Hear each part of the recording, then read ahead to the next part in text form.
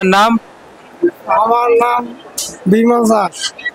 संत रामपाल जी महाराज जी স্মরণে আসার পর আপনি কি কি লাভ পেয়েছেন? সন্ত রামপাল মহারাজের স্মরণে আসার পর আমি অনেক লাভ পেয়েছি। আমার বাড়িতে অশান্তি হতো, সেটাও এখন চলে গেছে।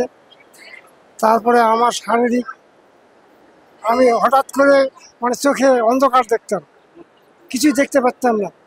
তারপরে তো বালুরঘাটে গেলাম। বালুরঘাটে যে আমি চশমার দোকানে বললাম, আমাকে নিয়ে গেল উপরতলায়, নিয়ে যে মেশিনে বসালো, বলতো আপনার চোখে ছানি আসছে।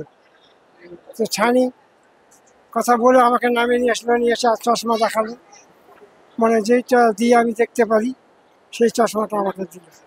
তো ওই চশমা দিয়েই আমি দেখতে ধরলাম, চশমা ছাড়া চলতে পারতাম না। তারপরে আমি ডাক্তার দেখাই।